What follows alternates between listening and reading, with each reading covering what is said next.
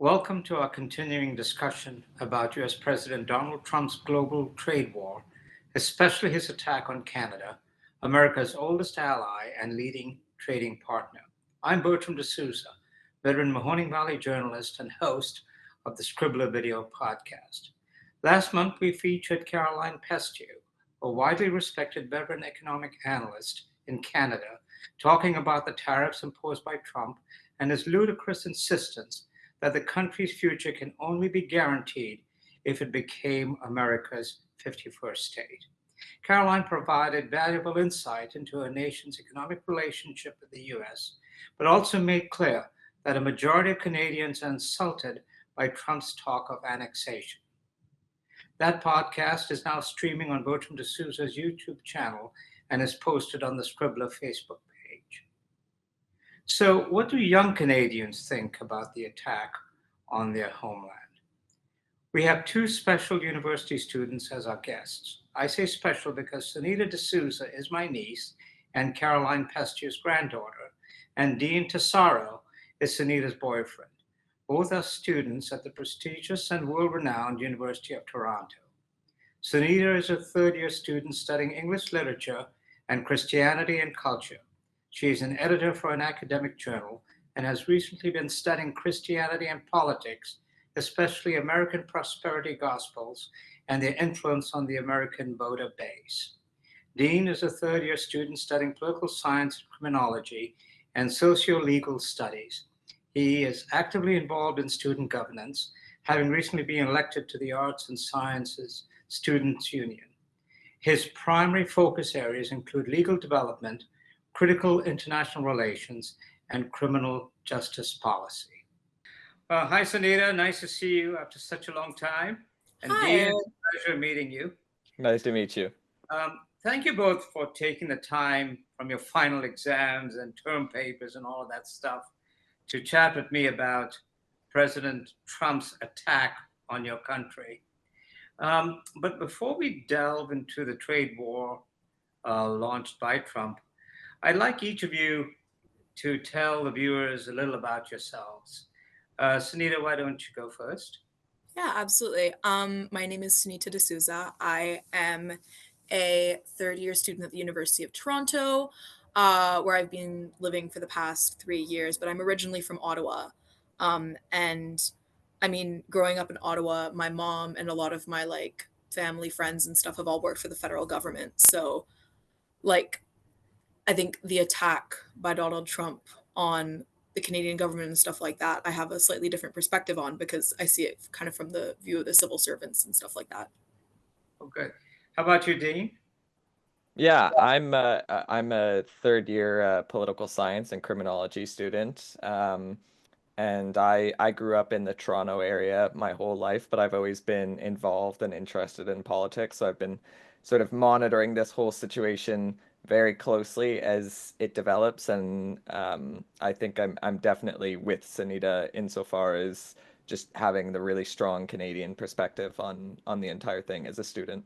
Yeah, good. And that's the reason I wanted you both on, because not only because of your Canadian perspective, but also because of your what you're studying at the university, which is very relevant.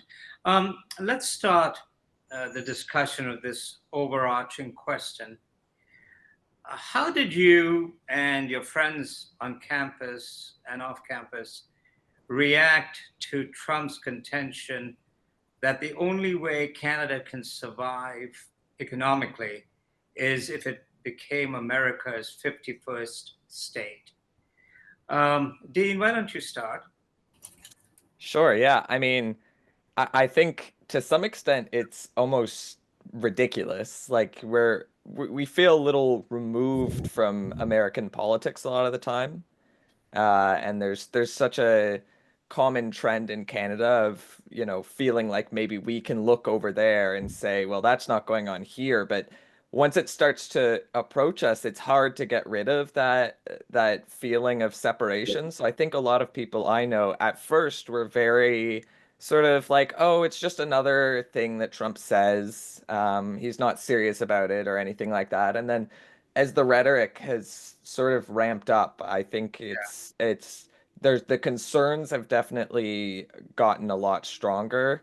And I think it's also I think it's actually really helping to fuel some patriotism in some of these younger generations because it's not quite as common in more people around our age, younger Canadians, where they're not engaged with the concept of Canada in the same way, and not entirely in a bad way. It's just they engage with Canada on a bit of a different patriotic level than some previous generations, but I think it's really sort of bringing everyone back to the roots of sort of Canadian identity. Yeah, and Sunita, same question, but also from the perspective of, as you pointed out, you grew up in Ottawa, the capital, and a lot of your family works for or has worked for the government. So, what was your reaction when you heard that? And then also talk about what your friends and even family members are saying. Yeah, I mean, I think I have this kind of like I if you believe everything that Donald Trump says and kind of take everything seriously, I mean, like there would be just full panic all the time. So kind of like how Dean said, the kind of realization that he was more than just joking about like calling Justin Trudeau Governor Trudeau Right. or referring to Canada as the 51st state um was pretty concerning.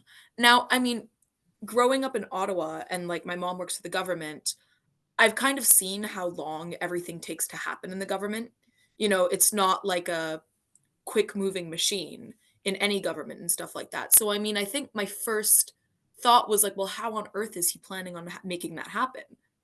Like the amount of policy and like new laws and all of these different like legislations that he'd have to deal with is like I mean, it's confusing. And then my other question that made me kind of wonder whether he'd thought this through was, well, if Canada, which is a country that is historically more liberal, were Yeah. to join the United States, would Trump not then basically be forfeiting like any chance of ever being reelected?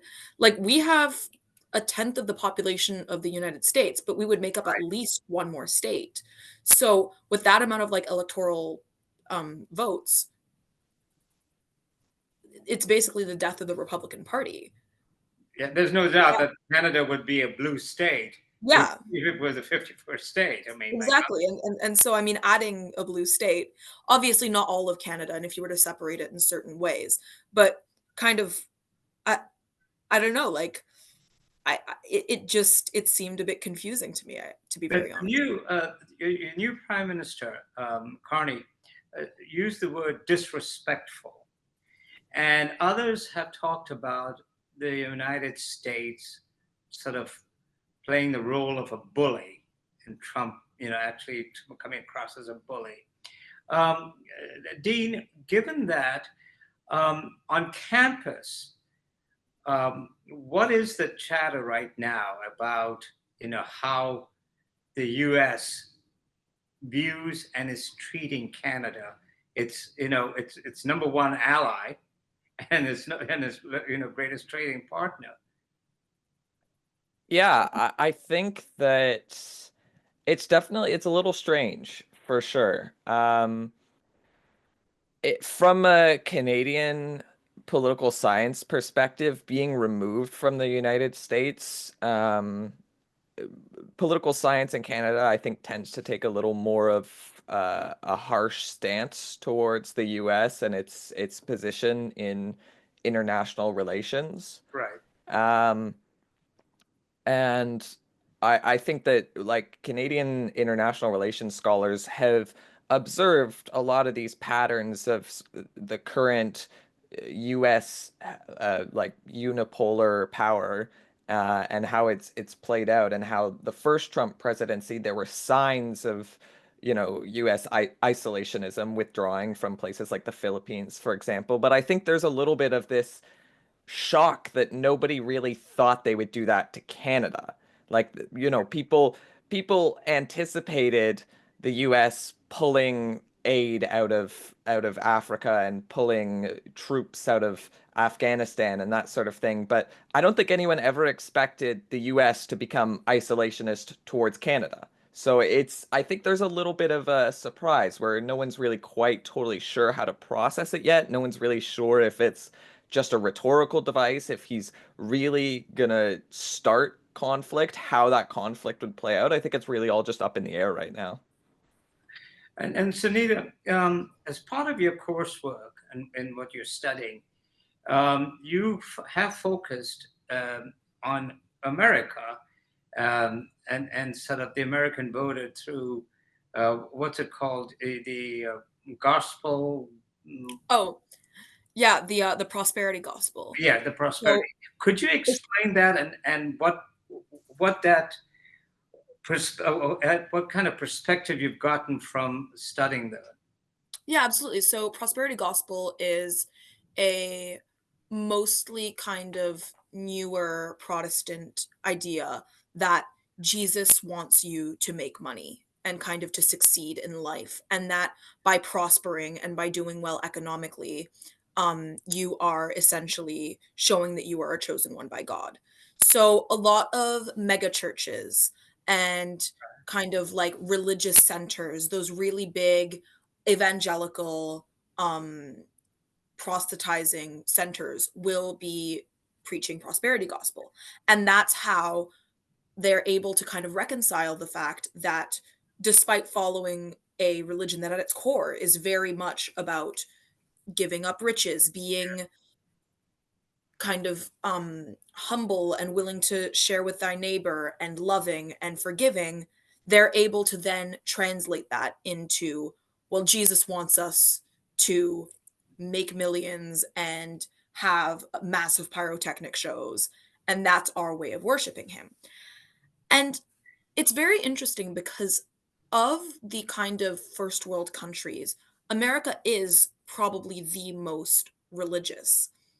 And they do this in a very interesting way where it's kind of almost this like denial, but religion and like religious ideologies are so seeped in American politics that it's almost hard to tell them apart. I mean, the whole conversations on abortion, ideas about like medical assistance in dying, legislations on the LGBTQ community, all of that is religiously based.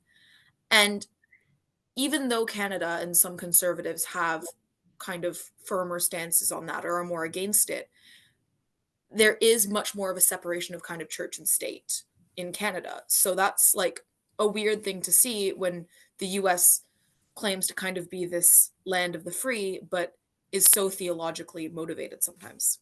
And what has, because in studying the prosperity gospels in America, you also talked about the American voter. How Mhm. does that relate? What are you finding? Because honestly, while it's true, America is a religious country. Donald Trump is not a paragon of religious virtue by any means, and No. and also, but he has used Christianity as a very, very effective political tool. In fact, he has talked about America being a Christian nation and sort of wanting Christianity to be the official religion of America. So talk about that. Absolutely. Something really interesting, and I mean, not to kind of draw these very like scary comparisons, but I just wrote a paper on the 1932 election in Germany. And Adolf Hitler had this idea that he wanted to create like a German religion, like the German faith, the German Christian, and that this German Christian would follow the word of God, but would do so in a way that helped his nation. And that the nation owed fealty and support to, or not fealty, but support to the German Christian. And in exchange, the German Christian would understand that God, even though he was kind of this concept or this idea, was working through the person in charge of the state. And I think Trump sees himself as slightly like a messianic figure. like kind of this person who's come to make America great again, to save it. Hmm. And that rings true with a lot of people who see themselves like impoverished, where a lot of infrastructures and kind of industries have left the Rust Belt or places like that, Right. and where religion is significantly stronger. And so these kind of more extreme currents are taking over. And regardless of the motivation, whether it's truly Christian or more financially interested or like economically interested, there is still this push for supporting Donald Trump because it's the good Christian thing to do, because he will bring back America to these people in a way that reflects their beliefs and their religion in the best way possible.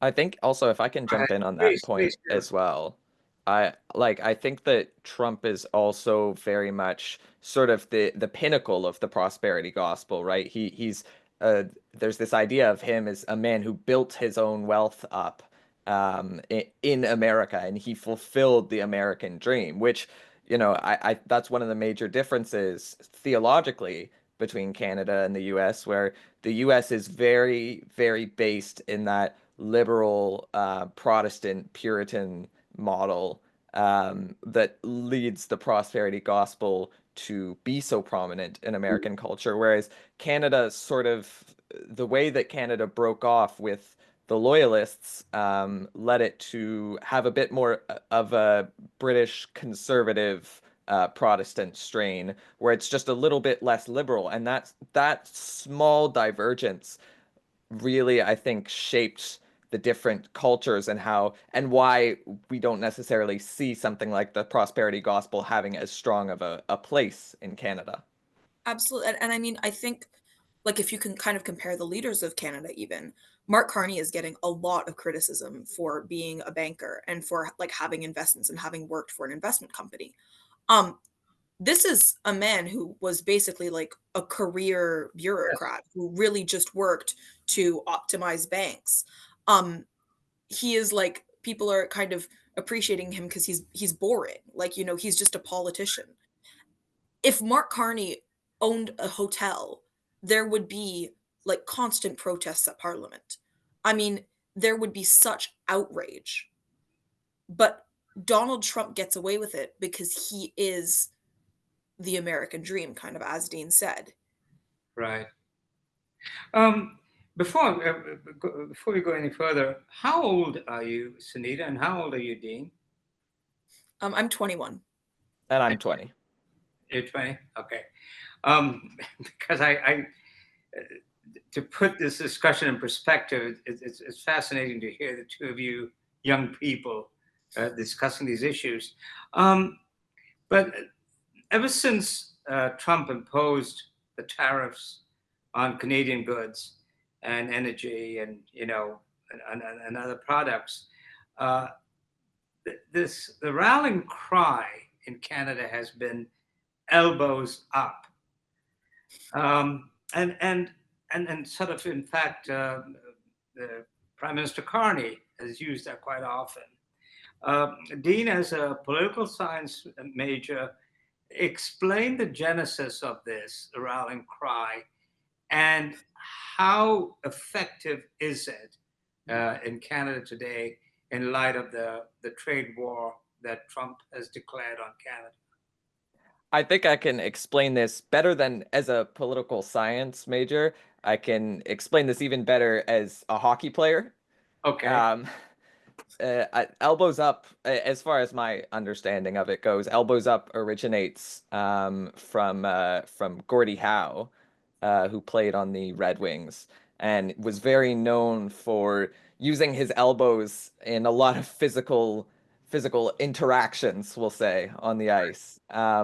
So it's sort of almost morphed into this symbol of defending yourself or resisting other people, even if that means using, I think, again, this is kind of my interpretation, but I think it means even if that means using what might be considered by some like playing dirty, Yeah. at the end of the day, you need to do what you have to do to resist someone who's attacking you to some extent. And it's really, I think, borrowing a hockey concept is really, again, tying into that Canadian patriotism, right? Where it's so like there's this real strong resurgence of Canadian patriotism tied to these things like hockey right now. Like Prime Minister Carney just put out an ad with Mike Myers, and the two of them are on a hockey bench talking about hockey and elbows up and that sort of thing. And you see clips of Carney like out on the ice with I can't remember, I think it was the Oilers he was out on the ice with. So he's,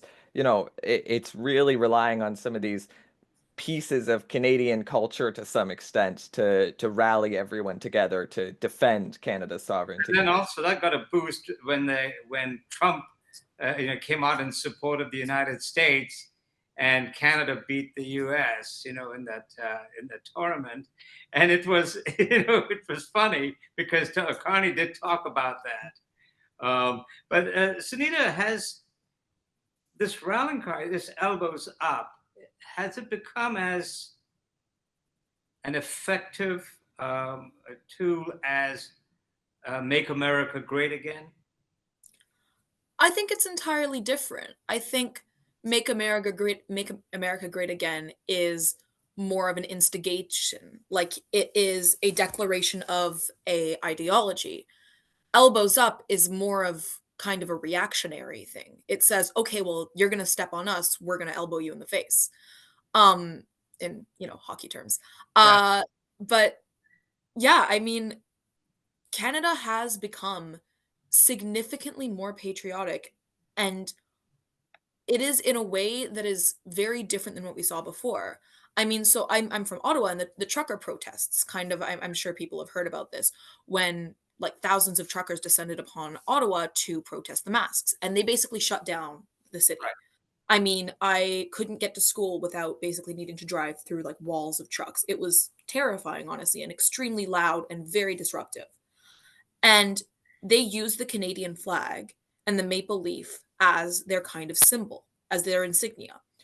So after that, after 2020 or 2021, I couldn't really look at the Canadian flag the same way. I saw it as a threat. I saw it as this kind of symbol of people who are like really just against such simple things as healthcare, and Mhm. who like are really just aggressive and threatening. And that was pretty intense, and a lot of people found kind of the maple leaf to be no longer this welcoming and Canadian symbol, but a symbol of something that is so fueled by like hatred. But now, I mean, I think this is really changing the tide with that. Like there is so much more Canadian patriotism. I would be very happy to like have a Canadian flag in my house, something that I would not have done a year ago. And I mean, this is also really impressive because you had talked about the four nations face off. Quebec, which is a kind of historically slightly separatist, Right. independent culture part of Canada with a different language. They speak French. Has been historically very kind of pro-independence and anti-federal government. And the Four Nations game was happening in Montreal.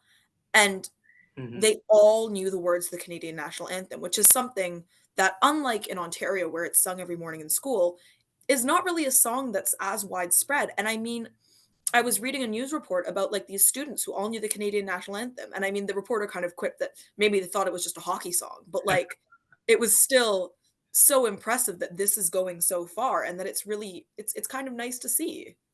You know what struck me about the truckers' protest was I was surprised to see how many American flags and MAGA signs Oh were yeah. present. I And mean, it was full of like "Don't tread on me," full of right, Confederate right, flags, stuff like that. And it was like wrong country. yeah. Um, you both attend the University of Toronto, and it's considered one of the leading institutions of higher learning in the world, and therefore attracts a lot of international students. Um, do these students enjoy the same freedom of speech on campus as Canadian students? And I ask this because in Donald Trump's America today, foreign students, international students, um, are under threat of expulsion if they participate in demonstrations, if they protest, if they, talk about Gaza and the Palestinians and all of that. Is that what's? Are you finding that on campus as well? Dean, what do you want to go straight first? Yeah, I think they honestly, from my knowledge, I would say they possess relatively the same level of freedom of speech as most Canadian students. I mean, that's limited to an extent still, as unfortunate as it is, but it's been limited for everyone, where there's been strong pushbacks against demonstrations in support of Gaza, especially. Hmm. Um, where I don't, as far as I know, there haven't been students being actively targeted by U of T administration directly, but it's definitely been a very controversial relationship, a very challenging relationship, and I think I would imagine that even though international students might generally enjoy those same freedoms of speech, I would imagine they might also be a little more wary to exercise them, and especially in this day and age, because so much of what happens in Canadian politics, unfortunately, does tend to echo American politics. So I think there's definitely some concern, especially with this rise of anti-immigrant hate that's been happening in Canada over the past 2, 3 years, especially. I think they might be a little more wary to exercise that free speech because they don't know what the future is necessarily going to hold. Yeah, and Sunita, you know firsthand about immigrants coming to Canada because, like me, your dad is an immigrant. All his cousins, and in Canada, they all came. You know, most of them came from Uganda after they were thrown out, and sort of have created good lives for themselves in Canada, and are patriotic. They love the country, and Canada has always had that reputation of being very welcoming to immigrants. But when I was having this discussion with your grandmother, when she was on the podcast, she, like Dean, pointed out that there is now becoming some kind of a pushback against immigrants and against immigration. So, talk about that in the context of whether or not it's becoming as extreme as Donald Trump's policies regarding immigration, especially immigration from non-European countries. Absolutely. I mean, I would say it's almost interesting because it's kind of flipped, where the government is much is kind of blamed by the people for allowing too many immigrants in. Whereas in the United States, the government is actively deporting mass amounts of immigrants where they're legally for sometimes no reason. There has been a very steep rise in anti-Indian, especially hate, in Canada. And it's very interesting because 20 years ago, 10 years ago even, Indian immigrants were kind of seen as these model minorities, Yes. as people who would come to Canada, who would contribute to the economy, were well educated, and really participated in the economy and in the culture. Um, and that still exists to a certain extent. But I think it's kind of a mix of, first off, there have been there are many immigrants from India. That's no question, no one's contending that. But they're often sometimes put in kind of customer facing positions. They're delivery drivers, they work in corner stores, and oftentimes the government has not provided as much kind of training and education to landed immigrants as it once did. And so that means that there is a lack of kind of cultural education. And that's not to say that these Indian immigrants have to conform themselves to the Canadian standard or anything, but it just means that then when someone's frustrated that their coffee order is taking too long or that their delivery was late, the first face that they see is that of an immigrant, and it's an Indian immigrant, and they see a lot of them because they're in those customer facing roles. And it's frustrating because that then means that like there's an unpleasant connotation that comes with it. And I mean, I look Indian. I have an Indian name, and I worked at like a very posh store over the summer. And Right. I had clients come in and they'd kind of say things like, "Oh, well, yeah, like PEI, which is one of the provinces of Canada, used to be so nice, but then now there's too many Indians there." And I was like, "Hey," and they were like, "Well, no, not you. You're one of the good ones." And I mean, it's it's kind of odd because I know that I sound very white, and I know that, like, I mean, I'm half European, Right. I'm very kind of westernized, but the fact that I have to denote myself as one of the good ones is something that I never thought I had to do before, and it's a privilege that I had, and now that's kind of being taken away, and it's odd, and it's concerning. Yeah.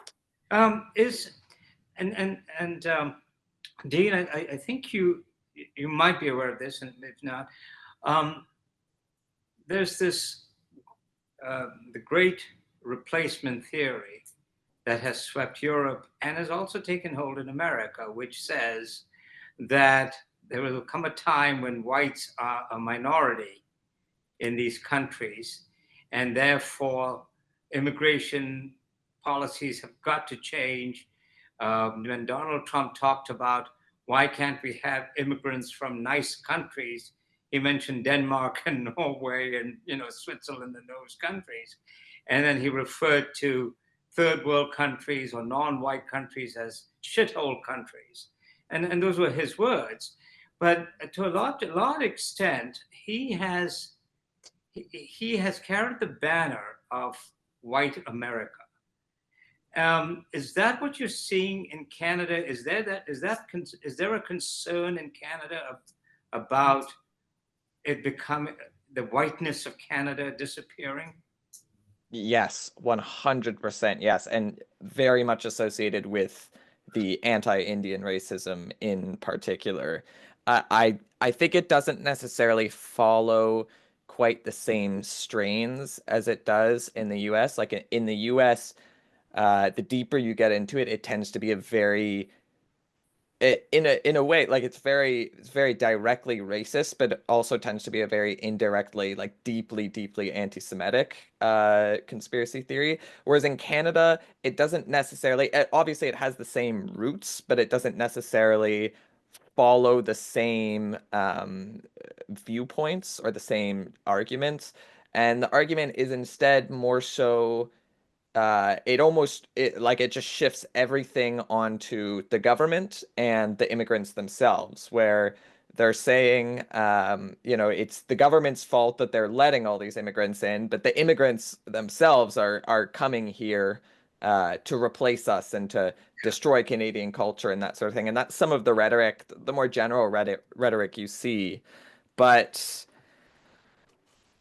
with specifically like the Canadian context, I always the things like the great replacement theory frustrate me because they're it's the epitome of populism and not just populism to the extent of popular politics, but sort of the deeper meaning of populism, where it's about convincing a majority that they're a minority and that another minority's rights are being privileged over theirs, even though they're the deserving ones, right? So they have this idea that these immigrants are being favored over them, that these immigrants, like the government cares more about these immigrants than them, that society cares more about these immigrants than them, which at the end of the day, it's not about the government hates white people or something like that. It fundamentally comes down to what it comes down to is a lot of these people are people who are seeking a higher standard of living than the countries they're coming from. And because of that, they're willing to accept poorer standards here than, some people who have lived here their whole lives have. Mhm. So it really fundamentally comes down to that capitalist cost cutting, where it's all about like it's not the government that's privileging these people over white people. It's not that these immigrants are coming here specifically to replace white people. It's that they're being taken advantage of by this capitalist system. But a lot of people don't want to recognize the blame there, right? And it's kind of what Sunita said, where a lot of these people end up in customer facing positions, and that's exactly why, right? But then it just continues to exacerbate that frustration, and then political movements play off of these frustrations. They play off of these emotions, and they manipulate people into going deeper and deeper into these rabbit holes.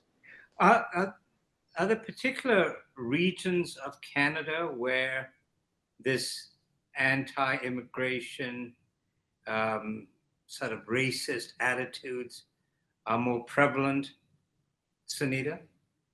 Yeah, I mean, so because of the just sheer population of Indian immigrants in the GTA, so the Greater Toronto Area, there are a lot of kind of instances of this around here where we live. That is mostly because it's so much more observable. Like the influx of Indian immigrants is observable here. But it's also interesting because this has been a historically happening thing. I mean, Brampton and Mississauga have always had large populations of Indian immigrants. This is not new.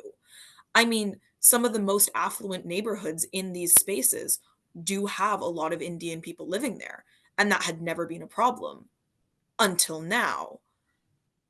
And I mean, yes, there was always some racism, but it was not as kind of specifically anti-Indian. And then, I mean, in other places, obviously in more conservative provinces like Alberta, they see, like, you can see on the internet, there's videos of like Yonge and Dundas Square, which is kind of like our very poor man's equivalent of Times Square. And there being like a lot of Indian people dancing or something Mm. like that.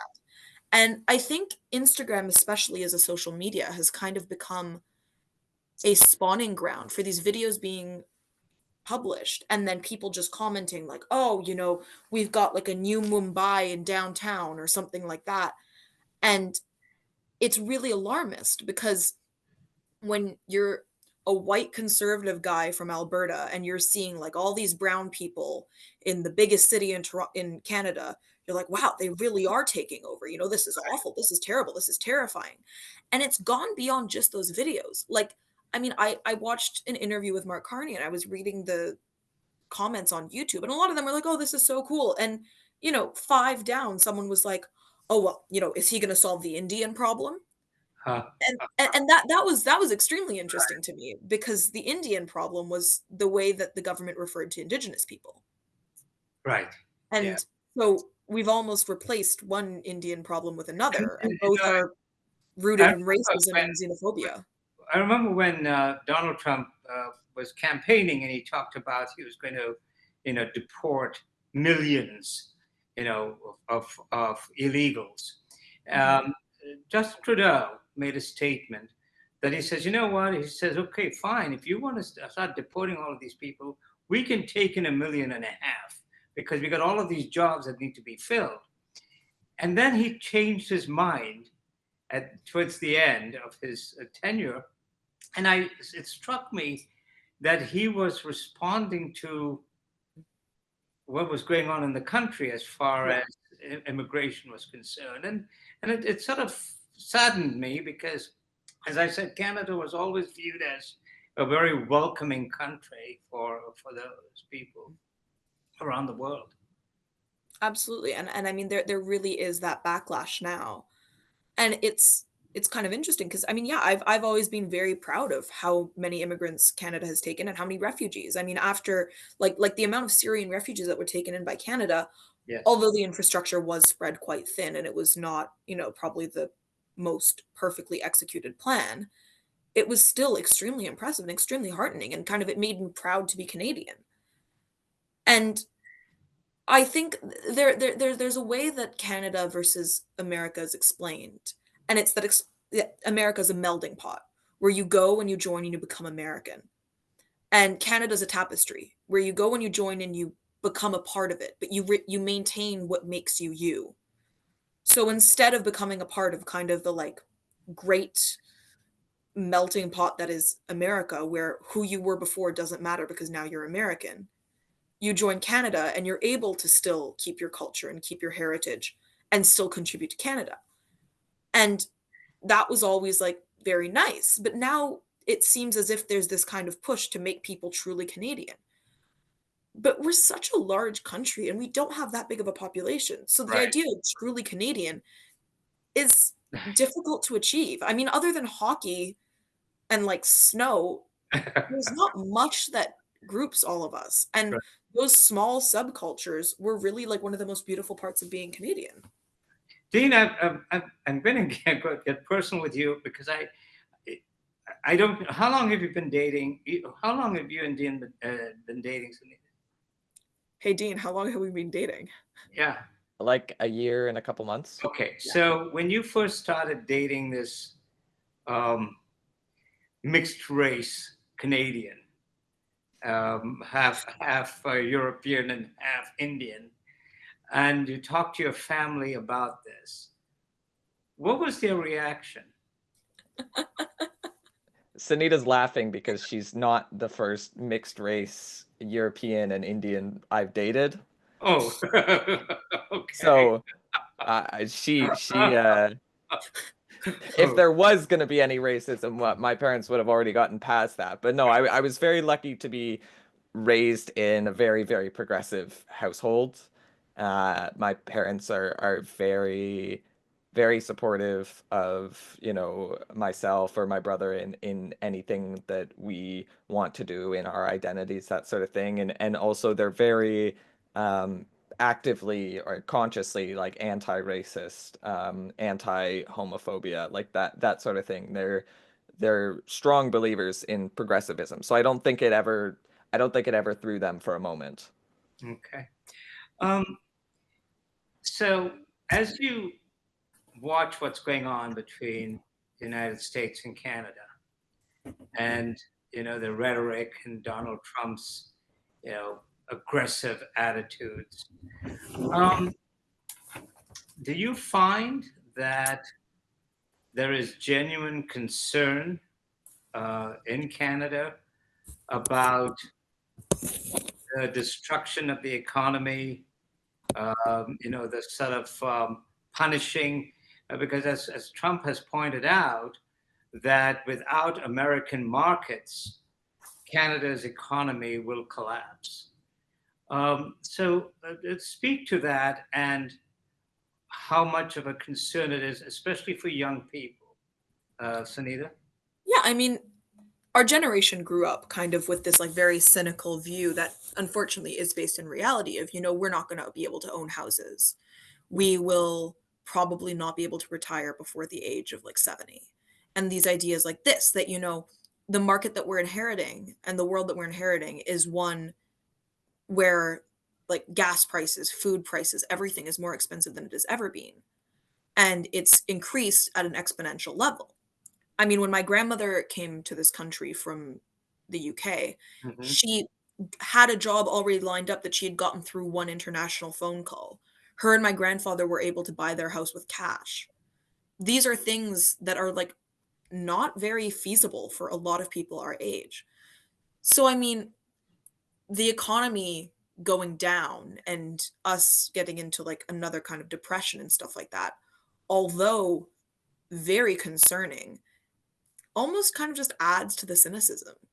Like it it confirms the downward trend that we've been having. Where it's concerning is that it's being like there's such a clear cause.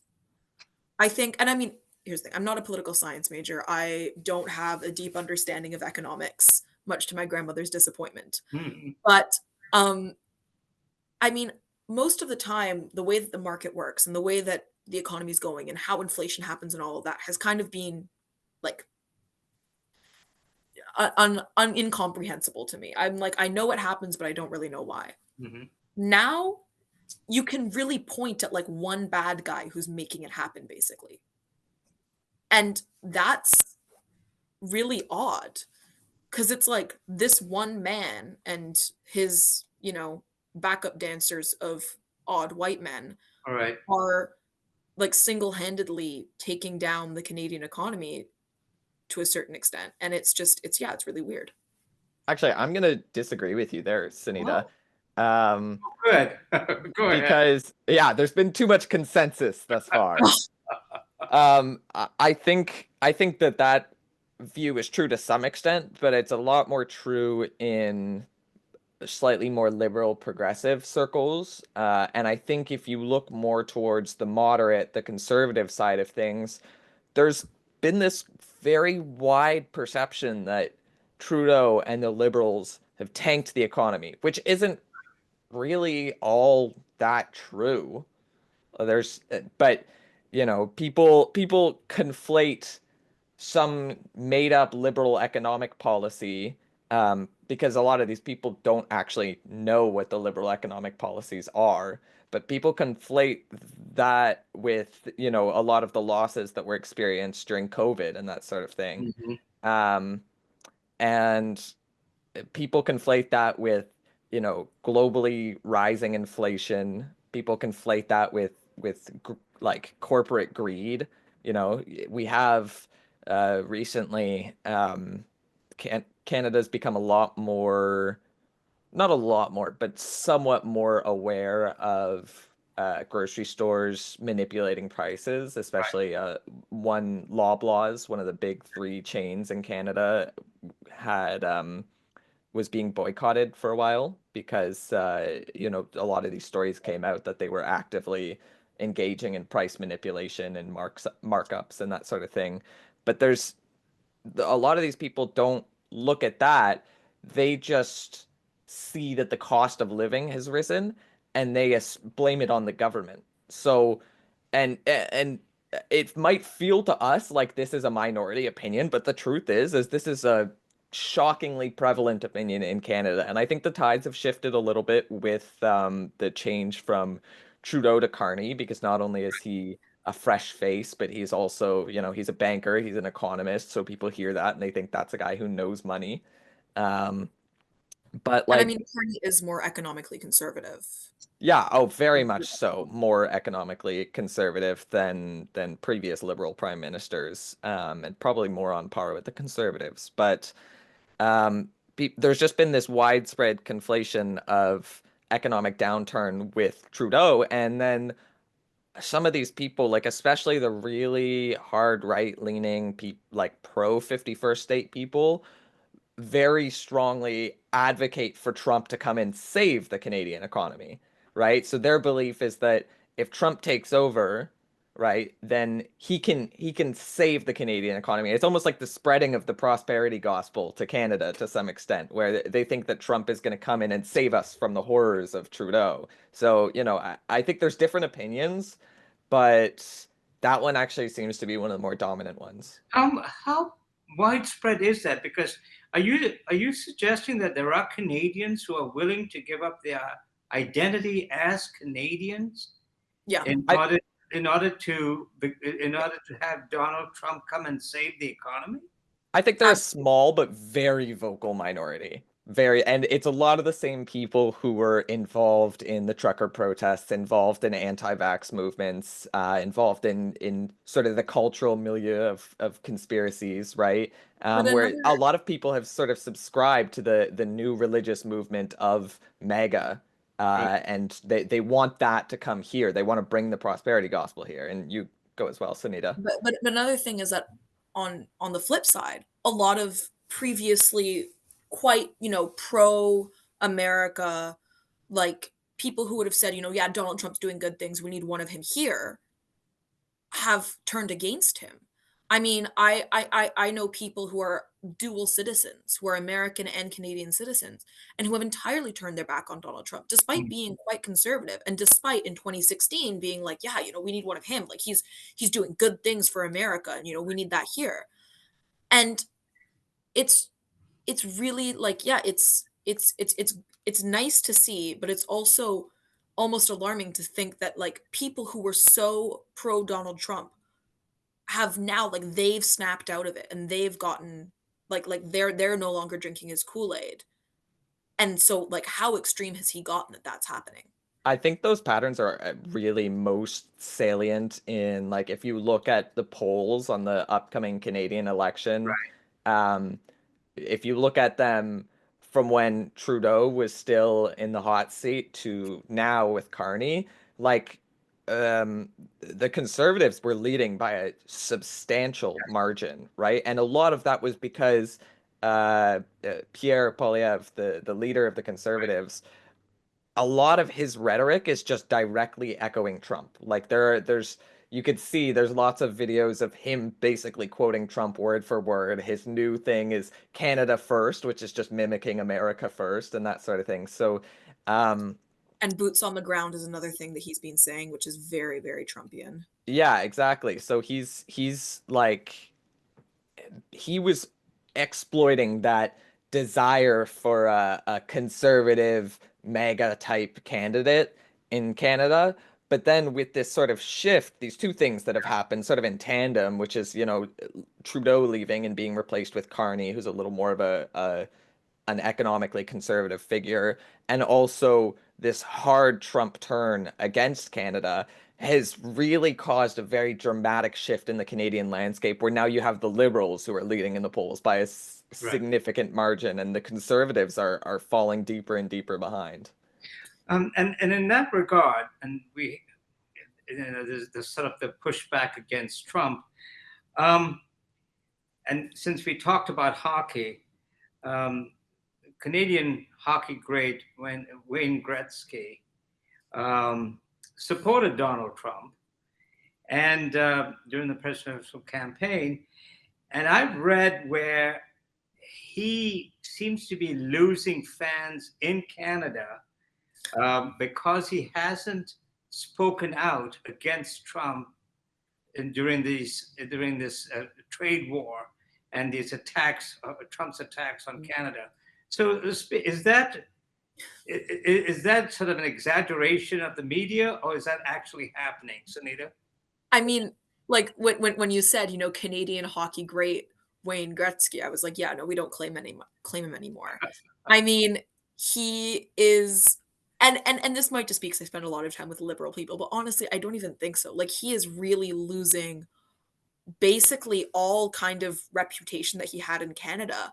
I mean, him wearing a MAGA hat in 2016 was one thing, but Right. like him wearing a MAGA hat now, when like and I think like a catalyst for this really like just kind of giving up on him was the Four Nations game, because we were Yeah. like, it's Canadian hockey, and then he was seen like wearing a MAGA hat and hanging out with Trump, and we were like, oh well, he's given up on us, so we're gonna give up on him. And yeah, I don't know. I think it's really funny because universally there's just this like disdain for him, and he's just he's not it.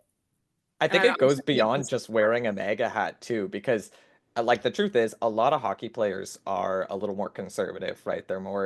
It's predominantly wealthier white guys with a lack of post-secondary education and that sort of thing, um, which is kind of the MAGA target audience. But it goes beyond that because Gretzky's not just wearing a MAGA hat. He's not just like, oh, I like Trump for the economic policies. He's very actively involved in the MAGA movement, right? He's very like he hangs out with Trump.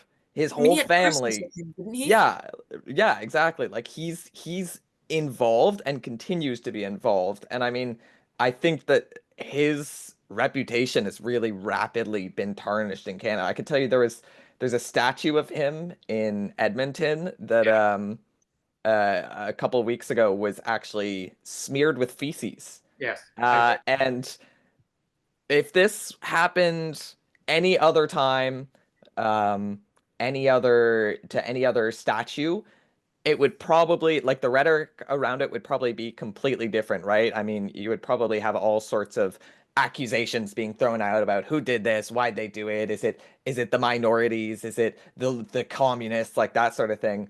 And instead, the widespread opinion has been, yeah, he kind of deserves it. Yeah. So anyway, before we go, as I talked before we started recording this, I said to both of you, I'd like to end with each of you delivering a message to young people, both in Canada and in the United States. And Sunita, since you are bilingual, um, could you deliver the message in French and then give me the English translation about what you think young people in Canada and the United States should be thinking about? Yeah, I mean, oh my goodness, you're putting me on the spot. Okay, why don't you, since you're going to be doing it in French and then giving an English translation, why don't I get Dean to go first, Yes. since Dean is going to do it in English only? Yeah, he only has to do one language. He's got it Yeah, easy. it's kind of unfair. I don't really have to think about it too much. Go ahead. Yeah, I mean, I think my thing, and this is sort of the message I try to just spread in everyday life and talking to people, is don't despair politically, because there's in our modern world with climate change and rising costs, rising exploitation, rising fascism, things like that. Like, it's very easy to just withdraw from politics, to accept defeat, that sort of thing. The sort of Gen Z term for it is dooming, or engaging in doomerism. And I would say don't be a political doomer, right? Get involved, vote, pay attention to politics, and really actually find out whose beliefs align with yours, because you might be surprised. A lot of people just kind of vote for who their parents voted for, vote for who they think they should vote for, that sort of thing. But, I think if a lot of people really looked a lot more into the policies that they support, the things they believe, and what parties those align with, they might be a little surprised to see what that is. So, that's, at the end of the day, engage with politics, and don't get lost. Great. Sunita? Oh, it's a tough act to follow. I don't know, like, I guess I'll start in French. Like, de s'informer, c'est une des choses les plus importantes que l'on peut faire. Alors, de savoir ce qui se passe et de savoir où on se situe, c'est super important. Et le fait que des gens qui ont comme 50 ans de plus que nous sont en train de faire des décisions à propos du monde, c'est difficile, mais en même temps, on va vivre plus long qu'eux. Alors, ça, c'est pas pire. I don't know. I basically said that, to be informed is extremely important. It's basically the only way that you're going to be able to make a change, but also like understand what that change is going to be. And it's like the most power that we have. And it's difficult to see like 50 years older than us making all these decisions about our lives and our futures, but at least we'll outlive them. Well, listen, this was really interesting, and we're going to do it again, obviously. Yeah. But I do appreciate the time. It was nice seeing you again, Sunita, after so long. And This is great. This is the longest I think I've talked to you in I'm gonna be coming up years. in the near future.